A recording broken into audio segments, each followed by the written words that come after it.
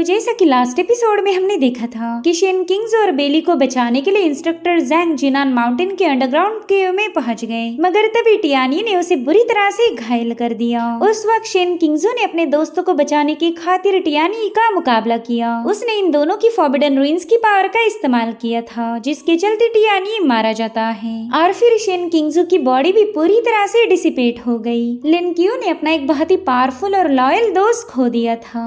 अब आगे तो इस एपिसोड की शुरुआत में हमें नाइट वॉच का ग्रेवयार्ड दिखाया गया, जहाँ पर सभी लोग अपने दोस्तों को अलविदा कहने पहुंच चुके थे। उनमें से एक बंदा बताने लगा कि विलेज पर जो अटैक हुआ था उसमें से हमने 380 लोगों को बचा लिया। जिनान माउंटेन के रेस्क्यू टीम में लगभग 173 लोगों ने पार्टिसिपेट किया था। उन्होंने बिना खुद की परवाह किए इन विलेजर्स की जान बचाई, मगर उनमें से बस 165 लोग ही वापिस आ पाए। उनमें से 3 इंस्ट्रक्टर और 5 नाइट वॉच ने अपनी जान गंवा दी। हम उनकी कुर्बानी को हमेशा याद रखेंगे। ये शहीद लोग हमारी यादों में हमेशा जिंदा रहेंगे। और फिर इन सभी बंदों ने उन 8 मरे हुए लोगों को सैल्यूट किया। ये काफी इमोशनल मोमेंट्स थे। वहाँ पर कोई ऐसा एक भी बंदा नहीं था जिसकी आंखों में आंसू न आए हो। मास्टर युआन सबको बता रहे थे कि इन 8 लोगों ने दुश्मन के सामने हार नहीं मानी। अगर वो चाहते तो वहाँ से भाग सकते थे, मगर उन्होंने ऐसा नहीं किया और उनकी इस बहादुरी की वजह से इनका नाम हमेशा के लिए अमर हो गया। ये लोग हमेशा हमारे हीरोज रहेंगे। वहाँ पर हमें शेन किंग्सू का भी टूम्बस्टोन दिखाया जाता है। उसने जो कारनामा किया था उस वजह से उसे स्टार रेडियंस मेडल से नवाजा गया। वहीं पर हम उस विलेज की छोटी बच्ची यांग को भी देख पाते हैं। इसी को रेस्क्यू करने के लिए शेन किंग्सू अपने साथियों के साथ जिनान माउंटेन पर गया था और इसीलिए ये बच्ची काफी ज्यादा मायूस है। और अब हमें ट्रेनिंग अरीना का सीन दिखाया जाता है, जहाँ पर मास्टर युआन इन सभी को बता रहे थे कि नए इक्विपमेंट्स तुम लोगों को दे दिए हैं। तुमने पूरे 1 साल की ट्रेनिंग को कंप्लीट किया और अब तुम हमारे ट्रेनिंग कैंप का हिस्सा नहीं बल्कि एक असली नाइट वॉच हो। तुम सभी को स्टार ब्लेड दी गई है, जिस पर सिर्फ तुम्हारा ही अधिकार होगा। साथ ही तुम्हें नाइट वॉच का यूनिफॉर्म भी मिल चुका है। उस पर जो बैज है वो हमेशा तुम्हें मोटिवेट करता रहेगा। अपने दिल में एक बात हमेशा याद रखना कि किसी भी कीमत पर तुम्हें अपने डिग्निटी को प्रोटेक्ट करना है। और अब ये सभी लोग शपथ लेने के लिए तैयार हो गए। ये ओथ लेने के बाद ये लोग मरते दम तक एक नाइट वॉच रहेंगे। ये सभी लोग ग्रेट शिया के रेड फ्लैग के नीचे एक कसम खा रहे थे कि जब भी डार्क नाइट फील होगी हम हमेशा हजारों लोगों के सामने एक ढाल जैसे तैयार रहेंगे। इस दुनिया को प्रोटेक्ट करना ही हमारा मकसद है, चाहे वो गॉड हो या डीमन हो। जो भी ह्यूमन रेस को मिटाने की कोशिश करेगा वो हमारी स्लैश का निशाना बनेगा। हम दुश्मनों के खून से आसमान को भी रंग देंगे। हम है नाइट वॉच, इस दुनिया के प्रोटेक्टर। और इस तरह से ये सभी लोग फाइनली एक ऑफिशियल नाइट वॉच बन चुके थे। यहाँ पर शेन किंग्सू का फोटो देखकर ही उसके दोस्त काफी ज्यादा इमोशनल हो गए। उन्होंने कभी सपने में भी नहीं सोचा था कि उन्हें ट्रेनिंग कैंप से शेन किंग्सू के बिना ही जाना पड़ेगा। पिछले 1 साल में इन लोगों में काफी अच्छी बॉन्डिंग फॉर्म हुई थी, मगर अब इन सभी को अलग अलग होना पड़ेगा। इन्होंने बिताए हुए पल एक रिवर की तरह थे, जो कि कभी भी पीछे की तरफ फ्लो नहीं हो सकती। इन सभी को ट्रेनिंग कैंप से निकलकर अपनी नई टीम को ज्वाइन करना था और इन्हें उम्मीद है कि यादों का सिलसिला ऐसा ही बना रहेगा। वहीं पर हम कैप्टन युआन को देख पाते हैं, जो कि 1 बाय 1 करते हुए एक एक स्क्रीन को बंद करने लगे। ये बंदा भी आज काफी ज्यादा इमोशनल था। उसने जिन बच्चों को पूरे 1 साल ट्रेनिंग दी, अब वो लोग अपने सफर पर निकल चुके हैं। उन्हें ऐसा लग रहा था कि मानो उनके बच्चे घर छोड़कर बाहर जा रहे हो। वहीं दूसरी तरफ लिनक्यो को बेली का एक लेटर मिल चुका था। वो अपने दोस्त को बताता है कि भाई मैं गुड बाय बोलने में बिल्कुल भी अच्छा नहीं हूँ और इसीलिए मैं तुझसे मिले बिना ही जाने वाला हूँ। अगर मैं वहाँ पर रुक गया तो बेवजह ही रोना पड़ेगा। वैसे मैंने तुम्हारे लिए एक गिफ्ट भी छोड़ दिया है। तो लिनक्यू ने तुरंत ही उस बॉक्स को ओपन किया। उस बॉक्स के अंदर कई सारी एक्सपेंसिव वॉच थी और उन्हीं के साथ लिनक्यू को बेली की एक नोट मिल गई। उस पर लिखा था कि मेरे दोस्त तुम्हें हर रात मुझे कॉल करना होगा। तुम्हारे खातिर मेरा फोन हमेशा ऑन रहेगा। मैं तुमसे बिल्कुल भी दूर जाना नहीं चाहता। जल्दी हमारी मुलाकात होगी। तुम्हारा दोस्त पांग बेली। वेल बेली की इस नोट को पढ़कर ही लिनक्यू काफी ज्यादा इमोशनल हो गया। वो हमें बताता है कि बेली ने गुआंगशिन सिटी के 010 स्क्वाड को ज्वाइन किया है। साओयुआन हुआ है सिटी के स्क्वाड नंबर 007 का मेंबर बन गया और मॉली ने गुसू सिटी के स्क्वाड नंबर 017 को ज्वाइन किया। वेल यहाँ पर लिनक्यू को पुरानी बातें याद आ रही थी। कैंप छोड़कर जाने से पहली रात इन लोगों ने छोटी सी गैदरिंग की और इस गैदरिंग में सभी लोग काफी ज्यादा इमोशनल थे, क्योंकि उन्हें पता है कि अगली ही सुबह इन्हें एक दूसरे से अलग होना पड़ेगा। साथ ही मॉली ने बेली को बता दिया कि अब उसे एक्सरसाइज पर ध्यान देना पड़ेगा, उसे मोटे लड़के बिल्कुल पसंद नहीं आते। और ये सुनते साथ ही बेली के चेहरे पर स्माइल आ गई और उतने में मॉली ने उसे ढेर सारे स्वीट्स थमा दिए। वो कह रही थी कि आज रात तुम्हें जितना खाना खाना है खा सकते हो, बस कल से अपनी एक्सरसाइज पर ध्यान देना। उतने में साओयुआन लिन की उसे कहने लगा कि बेली ने मुझे बताया था कि तुम एक खूबसूरत औरत में बदल सकते हो। अब ये सुनते साथ ही लिन क्यू काफी ज्यादा एम्बेरस फील करने लगा। वो कहता है भाई मैं कोई औरत नहीं बना था, मेरा वो फॉर्म इतना ज्यादा खूबसूरत है कि बेली को थोड़ी सी मिसअंडरस्टैंडिंग हो गई। और तभी साओयुआन इमोशनल होकर उससे कहने लगा कि मैं तुम्हें काफी ज्यादा मिस करूंगा। तो लिनक्यू ने उससे वादा किया कि वो जल्दी उससे मिलने पहुंच जाएगा। वहीं पर बेली कह रहा था कि भाई हमने तो अलग होने की कोई जरूरत नहीं, क्यों ना हम चारों मिलकर एक स्क्वाड को फॉर्म करें। और बेली की आइडिया साओयुआन को भी काफी ज्यादा पसंद आई। वो लिनक्यू से कह रहा था कि तुम तो गॉड के एजेंट हो, तुम्हारे लिए स्क्वाड बनाना कोई मुश्किल बात नहीं। साथ ही बेली बता रहा था कि मास्क टीम के कैप्टन ने भी अपना ही एक स्क्वाड बनाया था, तो हम भी अपनी टीम बना सकते हैं। अगर हम एक साथ रहे तो दुश्मनों की वाट लगा देंगे। इनफैक्ट मॉली भी इस बात से राजी हो गई थी। उतने में लिनक्यू उन्हें बताने लगा कि मैं बस पूल रेल्म का कल्टीवेटर हूँ और एक पूल रेल्म वाला बंदा आज तक कभी अपना स्क्वाड फॉर्म नहीं कर पाया। जिस पर बेली कह रहा था कि फिर जल्दी से अपनी पावर्स को इंक्रीज करो, हम सभी लोग काफी तगड़ी मेहनत करेंगे ताकि पावरफुल बनकर हम फाइनली अपनी टीम को फॉर्म कर सके। जब भी हमारी टीम फॉर्म होगी तब वो नाइट वॉच की सबसे ग्रेटेस्ट टीम मानी जाएगी। यहाँ पर लिनक्यू को सारी पुरानी बातें याद आने लगी। ये चारों बंदे उसके काफी ज्यादा क्लोज थे, मगर उसे सफर में आगे बढ़ना होगा। उसे याद आता है कि शेन किंग्जो ने उसे बताया था कि एक ना एक दिन मैं तुम्हारे जैसा ही स्टार रेडिएंट मेडल हासिल करूंगा। और जब शेन किंग्जो ने खुद को सैक्रिफाइस किया तब उसे स्टार रेडिएंट मेडल मिल चुका था। लिनक्यू उससे कह रहा था मेरे भाई तुम्हें ऑलरेडी वो मेडल मिल चुका है, तुमने वो रिस्पेक्ट अर्न की जो मैं कभी कर नहीं पाया। एक दिन ये सभी लोग मिलकर ट्रूथ एंड डेयर का गेम खेल रहे थे। जब शेन किंग्जो का नंबर आया तब बेली ने उससे एक सवाल पूछा कि बताओ तुमने नाइट वॉच बनने का फैसला क्यों लिया था। बेली उससे कह रहा था कि भाई इस गेम में तुम बिल्कुल झूठ नहीं बोल सकते, जो भी सच्चाई है वो तो तुम्हें बतानी पड़ेगी। अब शेन किंग्जो तो इस सवाल का जवाब देना नहीं चाहता था, मगर फाइनली उसने बता दिया कि मैं अपने भाइयों को बुली होता हुआ नहीं देख सकता, उन्हें बचाने की खातिर मैं पावरफुल बनना चाहता था और इसीलिए मैंने नाइट वॉच को ज्वाइन किया। उसकी बातें सुनकर उसके दोस्त काफी ज्यादा खुश और इमोशनल हो गए, क्योंकि शेन किंग्जो कभी अपनी फीलिंग्स को शेयर नहीं करता, मगर आज उसे बताना पड़ा कि वो अपने दोस्तों की कितनी ज्यादा फिक्र करता है। और फिर बेली ने उसे चिढ़ाते हुए उसके साथ जबरदस्ती फोटो क्लिक करना शुरू कर दिए। लिनक्यू ये सारी बातें याद करके काफी ज्यादा इमोशनल हो गया। वो शेन किंग्जो से कहता है कि मुझे एक अजीब सी फीलिंग महसूस हो रही, ऐसा लगता है कि तुम्हारी मौत बिल्कुल सेंस नहीं बनाती, और इसी वजह से मैंने जिनान माउंटेन के हर एक कोने को भी सर्च किया, इस उम्मीद में कि कहीं ना कहीं तुम मुझे मिल ही जाओगे, मगर तुम्हारा वहाँ पर कोई ट्रेस मौजूद नहीं था। सबने ये मान लिया कि तुम इस दुनिया से जा चुके हो, लेकिन मुझे इस बात पर रत्ती भर भी भरोसा नहीं। तुम्हारी जैसा पावरफुल बंदा इतनी आसानी से तो मर नहीं सकता, और इसीलिए मैं ये दावे के साथ कह सकता हूँ कि हमारी मुलाकात जरूर होगी। सो गाइस, यहाँ पर शेन किंग्जो के वापस आने के कुछ चांसेस बताए गए हैं, क्योंकि लिनक्यू को इस बात पर भरोसा नहीं था कि शेन किंग्जो की मौत हो गई। शेन किंग्जो एक रेजिलेंट और बहुत ही स्ट्रॉन्ग कैरेक्टर है, और यही रीजन था कि लिनक्यू ने अभी तक उस पर गिव अप नहीं किया। और फिर शेन किंग्जो से दोबारा से मिलने की उम्मीद लेकर वो फाइनली ट्रेनिंग कैंप से निकल गया। और अब हमें कांगनान सिटी का सीन दिखाया जाता है। यहाँ के एक बार में एक बंदा नशे की हालत में पहुंच चुका था। बार में मौजूद सभी लोगों को ऐसा फील हो रहा था कि ये बंदा काफी ज्यादा अजीब है। तभी बारटेंडर उसे अटेंड करने के लिए पहुंच गया। वो उससे पूछ रहा था कि बताए सर आपको कौन सी ड्रिंक पसंद है, मगर उस स्ट्रेंज बंदे ने तो अचानक से उस बारटेंडर पर हमला कर दिया। न्यूज में बताया जा रहा था कि कांगनान सिटी में एक सीरियल किलर है जिसने 3 महीनों के अंदर ही 4 लोगों को मार दिया। इन चारों बंदों को काफी अजीब तरीके से मारा गया था। एक इनविजिबल फोर्स अपने विक्टिम को ड्रैग करती है और फिर उन विक्टिम्स को दीवार पर टांगते हुए उनके अंदर आयरन नेल्स को पियर्स किया जाता। साथ ही उन्हें मारने से पहले इनके हाथों की उंगलियां भी काटी जाती। फिलहाल उस किलर के बारे में कोई आइडिया नहीं, हो सकता है कि वो भीड़ में ही कहीं पर छुपा होगा। और अब हम एक मास्क वाले बंदे को देख पाते जिसका इन किलिंग्स के साथ डायरेक्ट कनेक्शन था। अब ये बंदा कौन है इसके बारे में हमें फिलहाल तो कोई इन्फॉर्मेशन नहीं दी गई, मगर जल्दी इसका भी पर्दाफाश हो जाएगा। अब हम नाइट वॉच की शाओनान नाम की बंदी को देख पाते हैं जो कि रात के समय किसी इवल क्रीचर को उनके टारगेटेड लोकेशन की तरफ ले जा रही थी।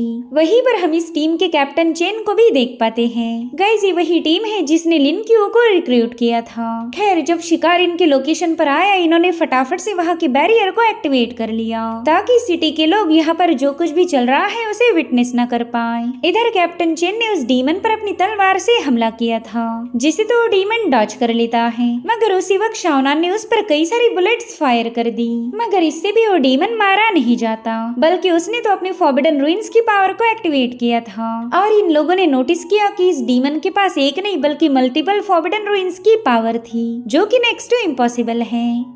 और उतने में इनके टीममेट की वहाँ पर एंट्री हो गई जिसका नाम था हॉन्ग। उसने आते साथ ही अपना स्पीयर सीधे उस डीमन के आर पार घुसा दिया।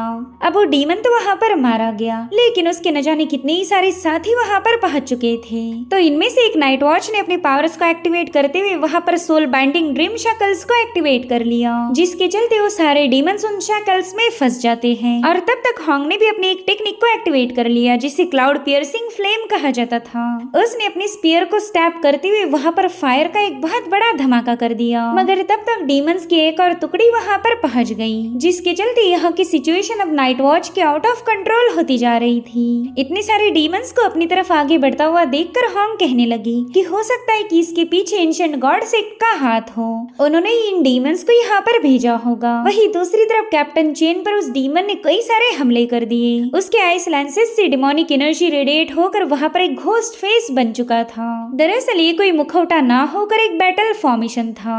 तो कैप्टन चेन ने अपने मल्टीपल स्लैशेस रिलीज करते हुए फटाफट से उस बैटल फॉर्मेशन को ब्रेक कर दिया जिसके चलते वो डीमन भी काफी ज्यादा घायल हो जाता है। और इसी मौके का फायदा उठाते हुए शाओनान ने सीधे उसके गले पर वार कर दिया, मगर फिर भी वो डीमन मारा नहीं जाता। तो कैप्टन चेन के साथ मिलकर शाओनान ने उस बंदे पर मल्टीपल स्लैशेस रिलीज कर दिए। हालांकि अभी भी उसकी मौत नहीं हुई थी। शाओनान कहती है कि शायद तुमने ही कांगनान सिटी में तबाही मचा दी, उन 4 विक्टिम्स को तुमने ही मार दिया था, मगर मुझे ये समझ नहीं आ रहा कि तुमने उनकी उंगलियों के साथ क्या किया था। अब शाओनान उसे खत्म कर पाई इससे पहले वहाँ पर एक और बंदे की एंट्री हो गई। वही मास्क वाला मिस्टीरियस बंदा था। उसने वहाँ आते साथ ही आइस का एक पिंजरा बनाकर फटाफट से उस डीमन को उसमें कैद कर लिया। साथ ही बंदा घोस्ट फेस किंग की मैनिफेस्टेशन टेक्निक का भी इस्तेमाल कर पा रहा था। उसने वहाँ मौजूद हर एक स्ट्रक्चर को मूव करना शुरू कर दिया, मगर तभी कैप्टन चेन उस पर अटैक कर देता है। हालांकि उस मास्क वाले बंदे के हाथों पर जो ब्लेड्स इंस्टॉल थी उसकी मदद से उसने कैप्टन चेन के अटैक को काउंटर कर लिया और अब इन दोनों में मुकाबला शुरू हो गया। कैप्टन चेन को ये समझ नहीं आ रहा था कि बंदा मैनिफेस्टेशन को यूज कैसे कर पा रहा और आखिर ये है कौन, इसने अपनी पहचान को छुपा के क्यों रखा है। और उतने में वो मास्क वाला बंदा उनसे कहने लगा कि कैप्टन चेन मैं तुम्हें कोई नुकसान पहुँचाना नहीं चाहता। जो सुनकर कैप्टन चेन कहने लगे कि अरे वाह तुम तो इंसानी भाषा भी बोल सकते हो, मुझे तो लगा था कि तुम एक डीमन होंगे। जिस पर वो बंदा कह रहा था कि मैं तो बस तुमसे बात करने आया हूँ और मैं चाहता हूँ कि तुम मेरे डीमन को जिंदा छोड़ो। जिस पर कैप्टन चेन कह रहे थे कि अच्छा अगर मैं इस डीमन को रिलीज करूंगा तो ये दोबारा से लोगों को मारना शुरू करेगा, क्या तुम्हें मैं इतना बेवकूफ लग रहा हूँ। और इतना कहते साथ ही कैप्टन चेन दोबारा से उस बंदे के साथ भिड़ गए। इस मुकाबले के दौरान वो बंदा कैप्टन चेन को बता रहा था कि मैं तो कांगनान का बस एक मामूली सा सिटीजन हूँ, मेरे अंदर अल्टीमेट लेवल की क्यूरियोसिटी है, मुझे ऐसा लगता है कि मुझे हर एक चीज का नॉलेज होना चाहिए। और फिर ऐसे ही बातों में उलझा कर उसने डीमन को फटाफट से अपने साइड करवा लिया था। और अब वो बंदा कैप्टन चेन से कहने लगा कि अब मुझे यहाँ से निकलना होगा, लेकिन अगली बार जब हमारी मुलाकात होगी तब मैं चाहता हूँ कि आप मेरे साथ दोस्त जैसा बर्ताव करो। और इतना कहते साथ ही वो बंदा परिंदों में तब्दील होकर वहाँ से वैनिश हो गया। इधर कैप्टन चेन को भी महसूस हुआ कि ये बंदा कई सारी फॉरबिडन रूइंस का इस्तेमाल कर सकता, ये आगे चलकर हमारे लिए बहुत बड़ी मुसीबत बनने वाला है। वही दूसरी तरफ हॉन्ग ने न जाने कितने सारे डीमंस का सफाया कर दिया, मगर ये डीमंस तो खत्म होने का नाम ही नहीं लेते, इनकी तादाद लगातार बढ़ती जा रही थी। ये नाइट वॉचेस चाहे कितनी ही कोशिश क्यों न कर ले, इन डीमन से निपटना इनके लिए मुश्किल हो गया। वैसे देखा जाए तो हॉन्ग के पास काफी गजब की स्पीड है। उसने अपने स्पीयर को मूव करते हुए कई बार उस डीमन को मारने की कोशिश की, मगर फिर भी वो डीमन उसके हर एक मूव को काउंटर कर रहा था। ऐसा लग रहा था कि वो हॉन्ग की मूवमेंट को पढ़ पा रहा है। वैसे तो ये डीमन रिवर बिग रन पर था, मगर इसकी स्पीड और स्ट्रेंथ काफी ज्यादा अमेजिंग थी। इधर हॉन्ग का साथी भी काफी ज्यादा घायल हुआ था, इसलिए वो चाहकर भी हॉन्ग की कोई मदद नहीं कर पाता। वो हॉन्ग से कहता है कि हमें तो लगा था कि हमें बस एक डीमन का मुकाबला करना है, मगर यहाँ पर तो डीमंस की पूरी फौज थी। हमारी टीम यहाँ से बस थोड़ी ही दूरी पर है, वो जल्दी हमारी मदद करने पहुँच जाएंगे। इधर हॉन्ग एक डीमन का काफी तगड़ा मुकाबला करने लगी, मगर वो डीमन उस पर ही भारी पड़ गया। वही दूसरी तरफ एक डीमन इनविजिबल होकर हॉन्ग के साथी के पास पहुंच चुका था। यहाँ पर वो बंदा हॉन्ग की मदद करने जाने वाला था कि उतने में वो डीमन उसके सामने पहुंच गया। हालांकि वो डीमन उस बंदे को मार पाई, इससे पहले लिनक्यू की वहाँ पर एंट्री हो चुकी थी। उसने वहाँ आते साथ ही अपनी डार्केस्ट कोरोशन टेक्निक को एक्टिवेट कर लिया। वेल, इस मूव ने अपनी पावर को रिलीज करते हुए उस डीमन को उसकी जगह पर फ्रीज कर दिया था, और फिर लिनक्यू ने बड़े इक्वल अंदाज में जाकर अपनी दोनों तलवारों से उस डीमन पर वार कर दिए। अब लिनक्यू को वह देखते साथ ही उसके पुराने दोस्त काफी ज्यादा खुश हो जाते हैं। इधर एक डीमन एक्साइटेड होकर लिनक्यू पर हमला करने चला आया। वो अपने शार्प नाखूनों से लिनक्यू की खाल को उधेड़ना चाहता था, मगर लिनक्यू ने एक ही लात में उसे उड़ा दिया, और फिर जब वो डीमन हवा में ही था तभी उसका खात्मा हो गया। मगर तब तक दो और डीमंस वहाँ पर पहुंच चुके थे, और उन्होंने हॉन्ग और लिनक्यू के साथ मुकाबला करना शुरू कर दिया। वैसे तो इन डीमंस के पास कोई वेपन नहीं था, इसलिए वो अपने नाखूनों से इन लोगों को फाड़ने की कोशिश करने लगे। वहीं पर लिनक्यू हॉन्ग को बता रहा था कि इन डीमन से निपटना आसान नहीं है, क्यों ना हम दोनों एक साथ मिलकर एक एक का शिकार करें। सबसे पहला तो लिनक्यू ने अपनी कोरोशन टेक्निक का इस्तेमाल करते हुए उस डीमन को उसके अंदर ट्रैप कर दिया, और तब तक हॉन्ग भी अपनी फायर पावर का इस्तेमाल करते हुए अपने स्पीयर को सीधे उस डीमन की तरफ थ्रो कर देती है, जो कि सीधे जाकर उस डीमन के सीने के आर पार धंस चुका था। वहीं पर लिनक्यू ने भी अपना एक बड़ा ही अमेजिंग सा स्लैश उस पर डिलीवर किया, और इस तरह से फाइनली ये दोनों मिलकर उस डीमन को खत्म कर देते हैं। और फाइनली लिनक्यू ने उन्हें बता दिया कि मैं स्क्वाड 136 का मेंबर बन चुका हूँ, यानी कि लिनक्यू ने अपनी पुरानी टीम को ही चुन लिया था। और अभी सभी लोग एक साथ मिलकर अपने ऑफिस की तरफ रवाना हो गए। कैप्टन चेन उससे कह रहे थे कि लिनक्यू, तुमने एकदम सही टाइम पर यहाँ आकर अपने दोस्तों की जान बचा ली। वैसे तो तुम किसी भी टीम का हिस्सा हो सकते थे, लेकिन मुझे खुशी है कि तुमने अपनी पुरानी टीम को ही ज्वाइन किया। साथ ही हॉन्ग लिनक्यू को बता रही थी कि तुम्हारी सोर्ड स्ट्राइक मुझे काफी ज्यादा इम्प्रेसिव लगी। मेरे ख्याल से हमने कभी कभार फ्रेंडली बैटल करनी चाहिए, इस तरह से मैं भी अपनी स्किल्स को इम्प्रूव कर सकती हूँ। वहीं पर इनका एक साथी कार के पिछले हिस्से में सोया हुआ था, क्योंकि इस कार में उल्टियाँ होती है। वो कह रहा था, मेरे भाई लिनक्यू, चलो तुम दोबारा से वापस आ गए, मुझे तो काफी ज्यादा खुशी हुई। मगर लिनक्यू उन डीमंस को लेकर थोड़ा सा क्यूरियस था, तो उसके साथी उसे बताते हैं कि कांगनान सिटी में काफी दिनों से क्राइम हो रहे हैं। और अब अपने ऑफिस में वापस आते साथ ही वो लोग लिनक्यू को सारे डिटेल्स बताने लगे। वो कहते हैं कि जितने भी लोग मारे गए उन सभी की उंगलियों को काटा गया था, और इसलिए इस केस को हमने फिंगर कटिंग केस ये नाम दिया है। हर एक मर्डर रात के वक्त ही किया गया, और उस वक्त जब विक्टिम पूरी तरह से अकेला था। वो किलर काफी ज्यादा ब्रूटल है, वो हर बार अपने विक्टिम के सीने और हाथों पर वार करता है। हर एक विक्टिम की बॉडी पर आयरन नेल्स को चुभाया गया था। इनफैक्ट उन्हें आयरन नेल्स का यूज करके उन विक्टिम्स को दीवारों पर टांग दिया गया, और जब वो विक्टिम अपनी आखिरी सांसें गिन रहे थे तभी उनकी उंगलियां भी काट दी गई। क्रिमिनल कौन है ये तो हमें अभी तक पता नहीं चला, लेकिन उसकी हरकतों से ऐसा लगता है कि टेनकट घोस्ट चाइल्ड ही इस सब के पीछे होगा, और यही रीजन था कि आज हमने एक जाल बिछाया ताकि उस किलर को पकड़ा जाए। मगर हमारा सारा प्लान हम पर ही उल्टा पड़ गया। वहाँ पर एक नहीं बल्कि मल्टीपल डीमंस थे, और साथ ही मेरी मुलाकात एक मास्क पहने वाले मिस्टीरियस बंदे से हुई। वो बंदा काफी ज्यादा पावरफुल था, मेरे आंखों के सामने वो डीमन को कैद करके अपने साथ ले गया। और तभी इनमें से एक नाइट वॉच कहने लगा कि डीमंस के पास इतना इंटेलिजेंस तो नहीं होता, तो मेरे ख्याल से इन्हें वो मास्क वाला बंदा ही कंट्रोल करता होगा। तभी लिनक्यू कैप्टन चेन से पूछने लगा कि आपने तो उसके साथ फाइट की थी, तो मुझे बताए क्या वो बंदा एक ह्यूमन है या फिर डीमन है। जिस पर कैप्टन चेन जवाब देते हुए बता रहे थे कि वो एक ह्यूमन है, लेकिन ताज्जुब की बात तो ये थी कि उसने मल्टीपल फॉरबिडन रूइंस का इस्तेमाल किया। ये सब एक इंसान के लिए बिल्कुल भी पॉसिबल नहीं, हर एक बंदा बस एक ही फॉरबिडन रूइन का इस्तेमाल कर सकता।